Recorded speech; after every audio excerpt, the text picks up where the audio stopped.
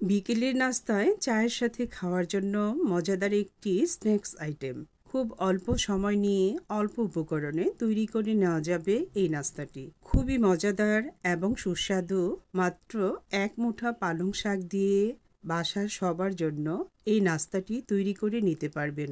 বিশেষ করে ছোট্ট সোনামণিদের কথাটা মাথায় রেখেই এই আইটেমটি তৈরি করবেন, কারণ সোনামণিরা তো শাক খেতে চায় না।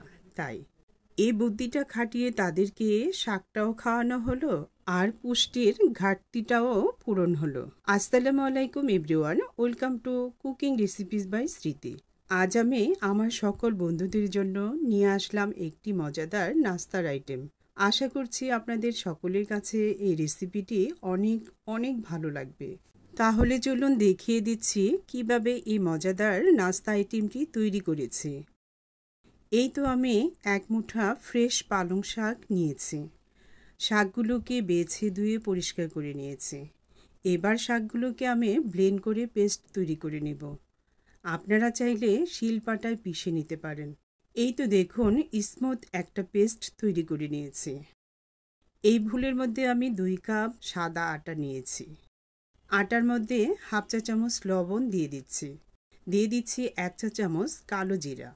প্রথমে আটার সাথে এগুলোকে মিশিয়ে নেব। এবার 4 টেবিল চামচ সয়াবিন তেল আটার মধ্যে দিয়ে দিচ্ছি। এবার তেলটাকেও আটার সাথে ভালো করে মিশিয়ে নেব। তেলের পরিমাণটা একটু বেশি করেই দিতে হবে, তাতে সিঙ্গারার উপরের অংশটা অনেক ক্রিস্পি হবে।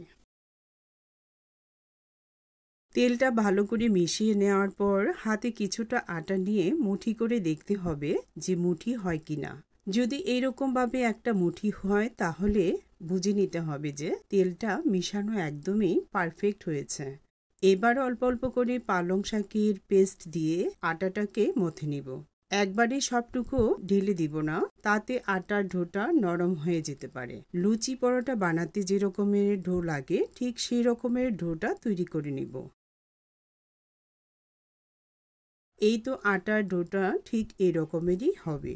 এখানে পালংয়ের পেস্ট পুরোটাই লেগেছে। এবার আটার ডোটাকে রেস্টে রাখবো। এই ফাঁকে সিঙ্গারার ভেতরে দেওয়ার জন্য পুরটাকে তৈরি করে নিব। কড়াইয়ে 3 টেবিল চামচ সয়াবিন তেল নিয়ে নিচ্ছি। তেল গরম হলে তেলের মধ্যে প্রথমে কিছুটা চীনাবাদাম দিয়ে দিচ্ছি। এবার বাদামগুলোকে মোচমোচা করে ভেজে নিব। বাদামগুলো ভাজা হয়ে গিয়েছে, এবার তেল থেকে তুলে নিব। এবার এর মধ্যে দিয়ে দিচ্ছি 1 চা চামচ পাঁচফোড়ন। পাঁচফোড়নটাকে কয়েক সেকেন্ড ভেজে নেব। দিয়ে দিচ্ছি হাফ চা চামচেরও কম হিং। আপনাদের কাছে হিং না থাকলে না দিলেও হবে। এবার দিয়ে দিচ্ছি 1 টেবিল চামচ আদা কুচি। এখন এগুলোকে একটু ভেজে নিব। তারপর দিয়ে দিচ্ছি 5 থেকে 6টা কাঁচামরিচ কুচি।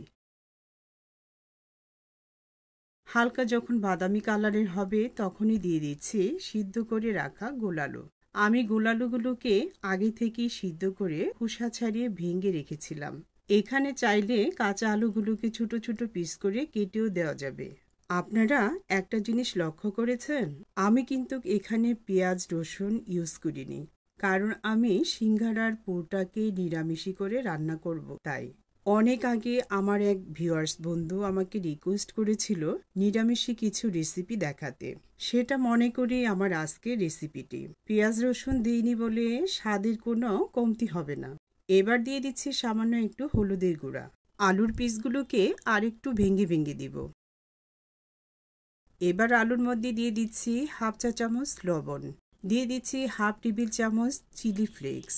আপনারা যদি ঝাল ঝাল খেতে চান তাহলে চিলি ফ্লেক্সের পরিমাণটা আর একটু বাড়িয়ে দিয়ে দিবেন। এবার চিলি ফ্লেক্সটা আলুর সাথে মিশিয়ে নিচ্ছি। এখন আলুর পুরের মধ্যে দিয়ে দিচ্ছি হাফ চা চামচ পরিমাণ ভাজা জিরার গুঁড়া। এরপর দিয়ে দিচ্ছি হাফ চা চামচ মতো ভাজা ধনিয়ার গুঁড়া। দিয়ে দিচ্ছি হাফ চা চামচ বিট লবণ। এবার সবকিছুকে খুব ভালোভাবে মিশিয়ে নেব। আরেকটু বেশি স্বাদ আনার জন্য 1 প্যাকেট ম্যাগি স্বাদ মশলা দিয়ে দিচ্ছি ভেজে রাখা চীনাবাদাম। সব শেষে দিয়ে দিচ্ছি কিছু ফ্রেশ ধনিয়া পাতা কুচি। এবার ভালো করে মিশিয়ে নেব। তারপর চুলা থেকে নামিয়ে রাখব। এই তো আটার ডোটাকে নিয়ে আসলাম। এবার প্রথমে আরেকটু আটার ডোটাকে মথে নেব। এখন আমি আটার ডোটাকে বেশ কয়েকটা ভাগে ভাগ করে নেব। ডোটাকে আমি মোট 10টি ভাগে ভাগ করে নিয়েছি। 10 ভাগ ডো দিয়ে 10টি রুটি হবে। একটা রুটি দিয়ে 2টা করে সিঙ্গারা হবে।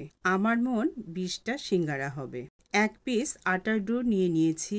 এবার লম্বা করে একটা রুটি বানিয়ে নেব।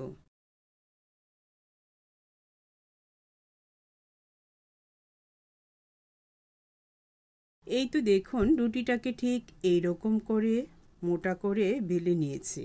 খুব বেশি পাতলাও না, আবার খুব বেশি মোটাও হবে না। এবার রুটিটাকে সমান করে কেটে 2 ভাগ করে নেব। এবার 1 পিস রুটি হাতে নিয়ে দেখাচ্ছি।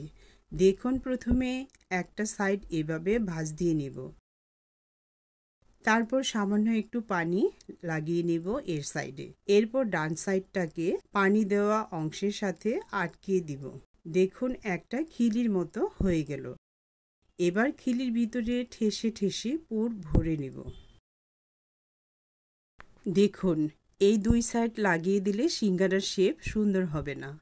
প্রথমে ডান সাইড অথবা বাম সাইড চাপিয়ে নিব। অল্প পানি লাগিয়ে নেব। তারপর অপর সাইডটাকে চাপিয়ে নিব। এরপর সামনের সাইডটাকে হালকাভাবে চেপে নিব। তারপর সামান্য পানি লাগিয়ে নিয়ে পিছনের অংশটাকে এভাবে করে আটকিয়ে নিব। এটা অবশ্য বলে বোঝানোর কিছুই নেই। আপনাদেরকে এই অংশটাকে ভালো করে দেখে বুঝিয়ে নিতে হবে। দেখুন কত সুন্দর একটা শেপে আসছে। দেখতে কতটা সুন্দর লাগছে, তাই না? যে কোনো জায়গায় বসিয়ে রাখলে সুন্দরভাবে এটা বসে থাকবে। আপনাদেরকে বোঝানোর জন্য আরেকটি তৈরি করে দেখাচ্ছি। আপনারা ভালো করে দেখে বুঝে নিন।